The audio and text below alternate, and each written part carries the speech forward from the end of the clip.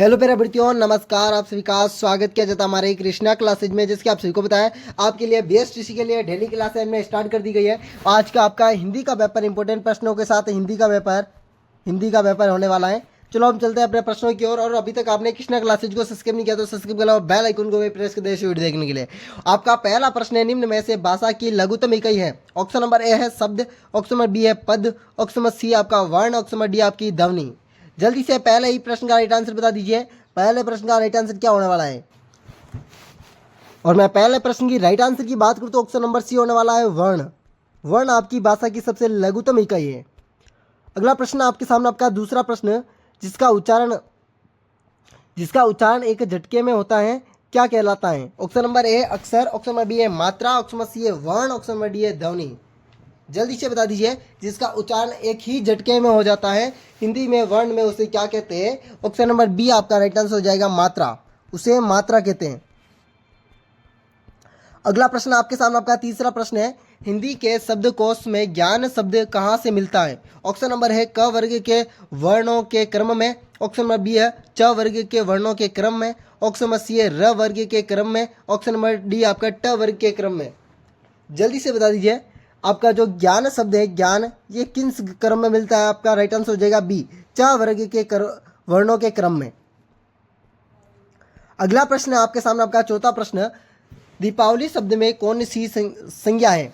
Option number ए है व्यक्तिवाचक, option number B है जातिवाचक, option number सी है आपका भाववाचक, ऑप्शन नंबर डी है समूहवाचक। जल्दी से बता दीजिए, दीपावली शब्द में कौन सी संज्ञा है? इसका आंसर सभी बच्चे दे देंगे, मेरे को पता है, मैंने काफ़ी बार पढ़ी हुई है संज्ञा, तो संज्ञा मैंने बताई हुई है।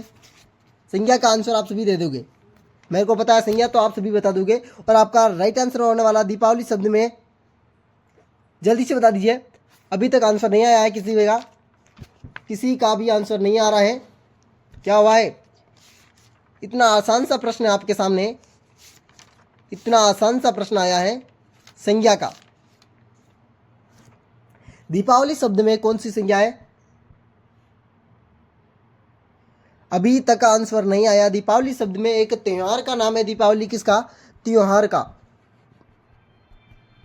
त्योहारों का नाम है। और त्योहार में आपको पता है व्यक्तिवाचक नाम होता है, व्यक्तिवाचक।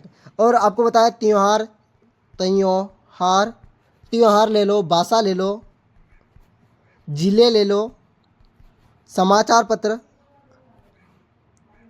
स्त्री, पुरुष, दुर्ग, खेल, इन सभी के नाम पर आपकी व्यक्तिवाचक संज्ञा प्रयुक्त होती है। जाति का बोध कराने वाली जातिवाचक और भाव का बोध कराने वाली भाववाचक कहलाती है। और आपका राइट आंसर हो जाएगा ए, जातिवाचक संज्ञा। अगला प्रश्न आपके सामने, आपका पांचवा प्रश्न, प्रिय विशेषण के साथ प्रयुक्त होने वाली संज्ञा नहीं है। जो प्रिय है, प्रिय, उसके विशेषण के साथ प्रयुक्त होने वाली संज्ञा नहीं है। ऑप्शन नंबर ए है बेरी, ऑप्शन नंबर बी है मित्र, ऑप्शन नंबर सी है कवि, ऑप्शन नंबर डी है विषय। आपकी राइट आंसर की बात करूं तो बेरी हो जाएगा, बिल्कुल। आपका मित्र होगा, ये होगा, ये होगा, पर ये नहीं होगा। ये आपका राइट आंसर हो जाएगा बेरी। अगला प्रश्न आपके सामने, आपका छठा प्रश्न है, उसे क्या पता है जिसे कभी कोई कष्ट ना हुआ हो, कौन सा सर्वनाम है? ऑप्शन नंबर ए निजवाचक सर्वनाम, ऑप्शन नंबर बी है संबंधवाचक सर्वनाम, ऑप्शन नंबर सी आपका अनिश्चयवाचक सर्वनाम, ऑप्शन नंबर डी है प्रश्नवाचक सर्वनाम।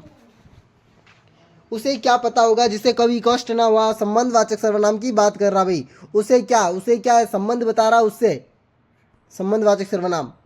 अगला प्रश्न आपके सामने, आपका सातवां प्रश्न, आपके हिंदी की यह इंपॉर्टेंट क्लास होने वाली है। हिंदी की बीएसटीसी के लिए महत्वपूर्ण प्रश्न है ये, रामबाण साबित होने वाले हिंदी के प्रश्न। 30 में से 30 अंक पक्के हैं इसमें।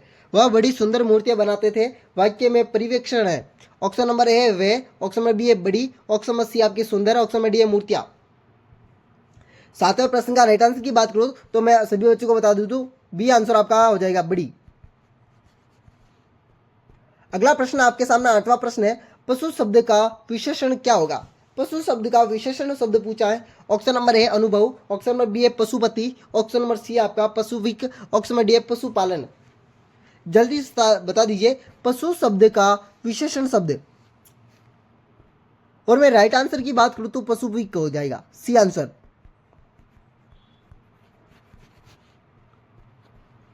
अगला प्रश्न आपके सामने आपका नवा प्रश्न है। निम्न वाक्य में क्रिया विशेषण प्रयुक्त वाक्य कौन सा है? क्रिया और विशेषण प्रयुक्त वाक्य। ऑप्शन नंबर ए मैं कल नहीं जाऊंगा। ऑप्शन नंबर बी है हवा धीरे धीरे बह रही है। ऑप्शन नंबर सी है आज हम स्कूल जाएंगे। ऑप्शन नंबर डी है ये फूल सुंदर है। इनमें से कौन सा है जिसमें क्रिया विशेषण प्रयुक्त हुई है? क्रिया और विशेषण प्रयुक्त हुआ है इसमें बी में। हवा धीरे धीरे बह रही है, चलना क्रिया है। आपका 10वां प्रश्न है दयानंद शब्द में कौन सी संधि है? संधि संधि कितने प्रकार की होती है? 3 प्रकार की होती है, स्वर व्यंजन और विसर्ग। और स्वर के 5 प्रकार होते हैं, आपको बता दी गई है मैंने। दयानंद शब्द में कौन सी संधि है? ऑप्शन नंबर है दीर्घ संधि। ऑप्शन नंबर बी है अयादि संधि। ऑप्शन नंबर सी आपकी गुण संधि। ऑप्शन नंबर डी आपकी व्यंजन संधि। दयानंद शब्द में कौन सी संधि होगी? जल्दी से बता दीजिए। अब इसका राइट आंसर आप सभी बता दोगे मेरे को। दयानंद शब्द में जल्दी से बता दीजिए, दयानंद शब्द में कौन सी संधि होगी? और मैं आपको इसका विग्रह करके बताऊं। दया धन आनंद, दयानंद अ और आ बन के बड़ा आ बनता है, बड़ा आ बनता है और बड़ा आ में दीर्घ संधि होती है आपकी। अगला प्रश्न आपके सामने 11वां प्रश्न, प्रत्यय शब्द में कौन सी संधि है? और मैंने एक ट्रिक बताई थी जिसमें आधा अक्षर होता है, उसमें कौन सी संधि होगी? जल्दी से बता दीजिए। ऑप्शन नंबर है दीर्घ। ऑप्शन नंबर बी है यण। ऑप्शन नंबर सी है गुण। ऑप्शन नंबर डी है व्यंजन। और मैं ज़्यादातर 99% करता हूँ जिसमें आधा अक्षर होना, आधा अक्षर वो सिर्फ यण संधि ही हो सकती है और कोई संधि नहीं है। यण संधि आप डायरेक्ट टिक कर दे। अगला प्रश्न आपके सामने आपका 12वां प्रश्न है किस समास में कारक का प्रयोग किया गया है? ऑप्शन नंबर एक कर्मधारय। ऑप्शन नंबर बी है द्वंद्व। ऑप्शन नंबर सी है तत्पुरुष। ऑप्शन नंबर डी है द्विगु। कौन सा ऐसा समास है जिसमें कारक शब्द का प्रयोग किया गया है? जल्दी से बता दीजिए। और आपके राइट आंसर की बात करूं तो सी हो जाएगा, तत्पुरुष समास में कारक का प्रयोग किया गया है।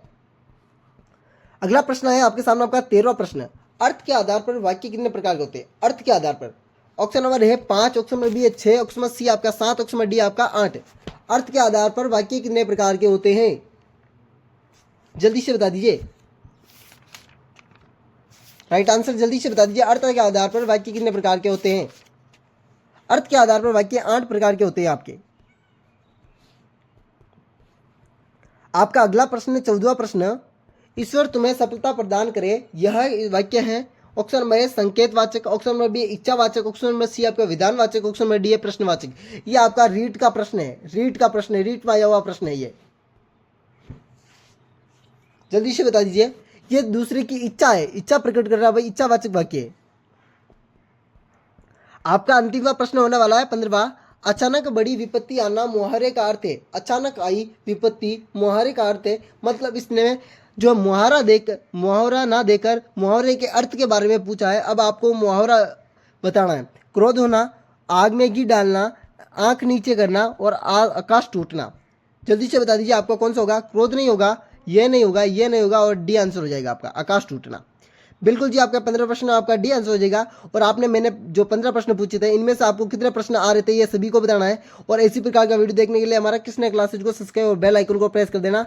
और सभी साथी को आपके रीट का रिजल्ट है आज 3:15 पर जारी होगा। और आप सभी को रिजल्ट देखना तो लाइव आ जाए, आप सभी का रिजल्ट लाइव चेक किया जाएगा। वेलकम साथियों, अगले वीडियो मिलते हैं इसी प्रकार के वीडियो के साथ। राधे राधे, अलविदा, जय श्री देवनारायण की सभी साथियों को एक बार फिर से हमारे चैनल से जुड़ने के लिए।